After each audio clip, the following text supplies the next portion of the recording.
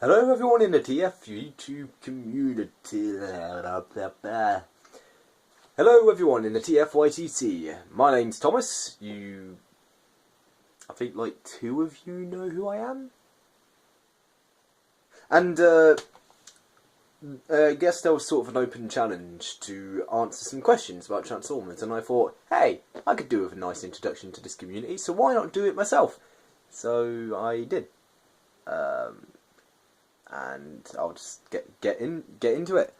By the way, if you saw Charles' video back in April last year, the offer still stands. I still would really like an arm for my Axor. So if any of you guys have got like a spare arm lying around, hit me up. My DM, Messenger. I'll answer any requests. Just please, I need that arm. I need that. Anyway, so question 1 was my favourite Transformers figure. Now, honestly, this varies. Like, I just recently got Dreadwind, RAD Windblade, Power the Prime Starscream, and I like them all, in their own different way. And honestly, that's the same with all my collection. I like almost each and every figure for different reasons. However, the one that I keep going back to, the one that I keep picking up and playing around with and messing around with, is this guy. Combiner Wars Leader Megatron. Something about his chunk and the way he looks, and the fact that there are good poses to be had with him, you just got to sort of find them, makes him just really fun. Honestly, he feels like a nice, fun toy, and honestly, that's the reason why he's my favourite. I'll admit, he's not the best Leader class toy, and they could have probably done better with him, but for what he is, I really dig him. So, Combiner Wars Leader Megatron is my favourite because, he's got a big cannon, and if I said no, I'd, Anyway, now the most expensive was question 2, and this is a joint answer, because over there, I got old Triptychon, and over there, I got Metroplex chilling out next to an alien. And they both cost the same, which was £125. So that is a joint answer. If I had to pick my favourite out of those two, I can't really, because there's things about Triptychon I prefer over Metroplex, and there's things about Metroplex I prefer over Triptychon. They do different things, they serve different purposes, so really I can't pick a favourite out of those two. So it's a joint. It's a tie. Excuse me. Question number 3 was worst figure. And honestly, this guy I got pretty recently. I was really excited to get him. Like, actually super duper excited. Most excited I've been about a toy in ages. I hadn't done my research. I just went in blind. And I was expecting something similar to another toy that I'd got that other people didn't like.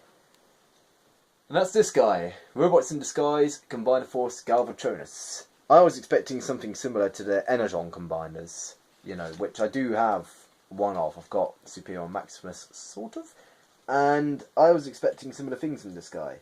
No, I was proven so wrong. He barely holds together well in torso mode. Like, look, that easily comes untabbed. His drones are kind of boring, and I thought I could let that go. But he's so frustrating. He's got no articulation that I'd expect, and his standalone Cyclonus doesn't even have any hands. How basic can you get? No hands? Really? Were you that tight on a budget? And honestly, yeah, there's just not that much great about him, and even his weapon's just a generic gun. So, unfortunately, because he looks kind of cool, and I was really hoping to have a good representation of the Galvatronus toy, because I ain't getting the Combiner Wars version. Hell no. But, nah. It's a bit of a disappointing mess. Bit like your mum in bed. Now, that question was a joint question with how many I've got in my collection, but honestly, I don't know, over 100, and last time I counted 100 was a few years ago, so I don't know the answer. Anyway, best / worst place to buy Transformers. Now, this was a bit of a tricky one, because how do you judge somewhere on, like, buying it? So, I went for shops rather than dealers, like dealer rooms at TF Nation, because, you know, they're always going to come out on top. So, in terms of shops, Smiths, by default, because in recent times they were able to keep on top of their Transformers, and they had stuff that even Toys R Us didn't have. Like, before the financial stuff happened, you know, Toys R Us, you know, and I did work there, so I do know that they weren't getting sent the stuff from Hasbro, but that did sort of affect it, which is the same, because if you had answered this question a few years ago, Toys R Us would have been up, like, they would have smashed it. But honestly, I've got to say Smiths. Second to that would be the Entertainer, because I managed to get Voyager Megatron and Leader Sky Shadow and Six Shot from the Entertainer, and they were not available anywhere else. Voyager Last Night Megatron is. The worst place is B&M, and that's simply because their stock is quite limited, and sometimes you'll get some really great stuff, and other times you just get the remote control Bumblebee, what looks like a knockoff, but totally isn't, but they probably didn't put any money into it, so... But yeah, that's why B&M is the worst place for me, just because you really don't know what you're going to get when you go in there. It's cheap when you do buy stuff, but honestly, I don't like the fact that I often it more often than not now. Because before, a few years ago, I smashed away. I had like Prid toys, Dark of the Moon toys, all these like stuff that would have been available in the shops, and it was all there for like pocket money. So it's like, yay, but not anymore. So that's why B&M is worse. Most wanted action figure is definitely Revenge of the Fallen Leader Class Prime. The amount of times I've tried to buy that toy, and it just hasn't happened. Like, one time it was in Toys R Us, the Battle Hooks version, and I was like, I would have had the money in a week at that point, and I was like, yo, can you hold it? And they couldn't hold it for a week. We went back in the next week, and it was gone. And then I thought I bought it on eBay, but it turned out to be a scam. It was my fault, really, for not being careful, but yeah. So that's the toy I want, because it's eluded me for so long, and it's such a good toy from what I've seen. Figure that I'd like to get made is a decent Ironhide, because, you know, there hasn't been one, like, at retail. Masterpiece, I ain't got no money for Masterpiece. Look at me, I'm like, have you seen, like, the room? I'm too poor to, like, even look after my room. So, yeah, decent Ironhide would be nice. So what's my opinion on knockoffs? Honestly, they're a waste of time and money. Like, if you get enjoyment out of bad toys, looking at you, then, you know, that's great. That's fine. You do you. That's great. Not judging, it's fine. But, in my opinion, like, they're being dodgily made, you know, probably not in the best of working conditions. And, yeah, while those toys were made by someone to probably give them their livelihood, they're just not good. And they're straight up, like, illegal. Yes, you could argue the same thing about third-party companies, but third-party companies at least try and do something original with their toys. Knockoffs are just straight-up lifts at a dodgier quality that parents are going to go, parents who don't know any better are going to go, and little Jimmy is going to end up, like, crushing the thing with his bare hands, and it's just not worth it. So, they're a waste of time and money, in my opinion. That being said, though, those oversized figures are kind of okay. So my favourite character is honestly, it's Prime Ratchet, because I loved watching Transformers Prime, and seeing some of the things that Ratchet was given to do was amazing. One of my favourite moments in that show is when Ratchet is telling Raph the story of how Bumblebee lost his voice, and delivering it in third person, so that, like, he's not describing himself necessarily, but he totally is. And that is, to me, amazing, because you see a robot character, in a show where it's fighting robots, who's not all that confident, and he's invaluable to the Autobots, but he doesn't see himself as that. So it's like that line, that medic could have done better. It's like, mate, you know, it just shows Ratchet hasn't got a high opinion of himself, but he still tries.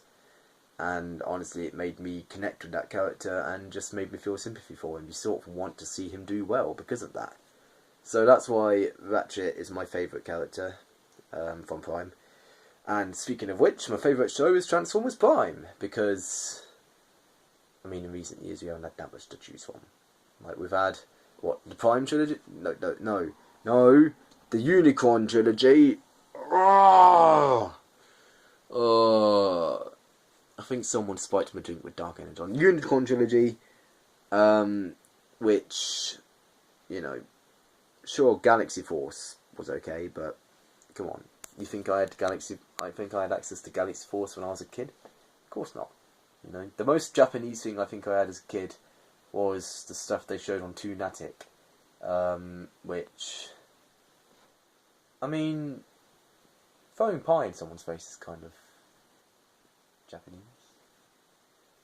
But yeah, nah, Prime is my favourite show. It's got great characters, it's got great story. It was dark, but I feel like that's what it needed to be, and it just makes you go, wow.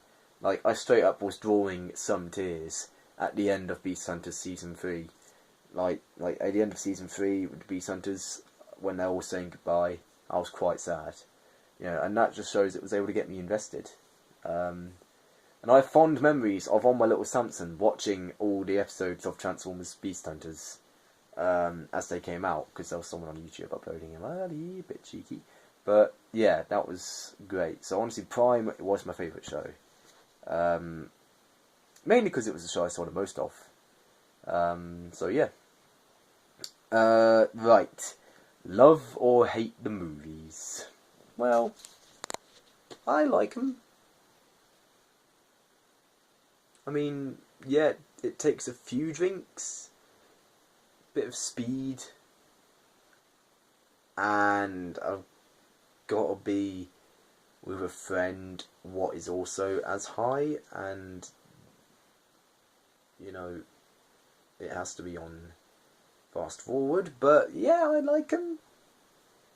I mean, I accept the fact that they're not good movies. Like, Age of Extinction is my favourite film, but I know that as a film, it's not good. Like, there are lazy bits of editing. You can't call a film good when there's bits of green screen left in the final edit.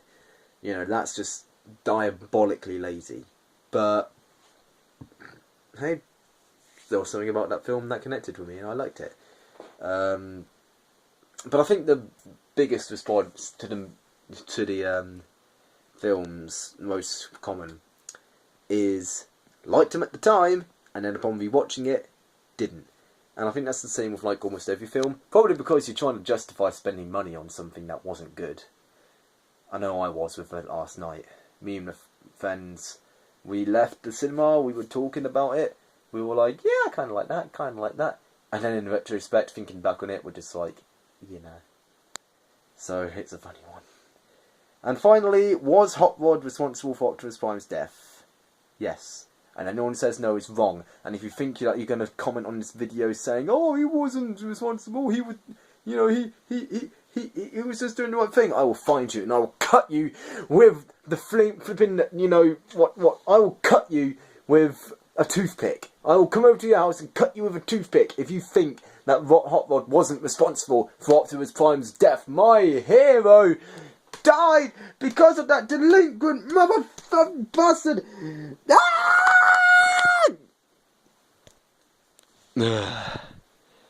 Sorry, I had a bit of a moment. Memories, man. But in all seriousness, Hot Rod was partly responsible. Optimus Prime's death is funny. It was a collection of things. It was Prime pointing out the irony of Megatron begging for mercy, even though he never showed it. So essentially not killing him there and then, but Prime's an honourable guy, he wouldn't do that. And it was Megatron reaching for a weapon that he just found, so it was that weapon just happening to be there, so sort of Ex Machina. And it was Hot Rod getting in the way, providing a distraction, because Prime couldn't shoot Megatron while Hot Rod was there, because he might accidentally kill his own. So it was a combination of things, and Hot Rod was partly responsible. If Hot Rod wasn't there, then Prime probably might have been fatally wounded out of distraction, because Megatron's the kind of guy to take a cheap shot, and he would have bloody blasted Prime, you know, with that pistol as soon as possible. So in a way, what Hot Rod did was right, but he just didn't do it well, because, you know, he's a young boy, he's going to make mistakes. We all do. If you think that you never made a mistake like that, then, well, maybe you weren't on Autobot City. Anyway, so that's going to conclude it for this video. I hope you enjoyed it. Hope you found my answers enlightening. I mean, at the end of the day, I am just some kid giving his opinions on the internet. You know, that's the place where opinions go to die, isn't it? Like, no one really cares what some 19-year-old dude is saying on the camera, do they? Do they? Oh God, someone please love me. Anyway, that's going to do it for me. I've been Thomas. I'll hopefully see you all again soon. If any of you guys are at TF Nation, feel free to come and tell me to my face how you found this video completely unentertaining, and how I should go end my life with a toothpick stabbed right into my eye before cutting myself with a rusty razor. If I have to censor this, then I will. But I doubt anyone's made it to this point in the video. So yeah. Bye! And don't forget, if you do drugs, then you're probably gonna die. But we're gonna die anyway, so I guess go with your gut instinct. I'm just gonna finish this. It's gone too long! Again!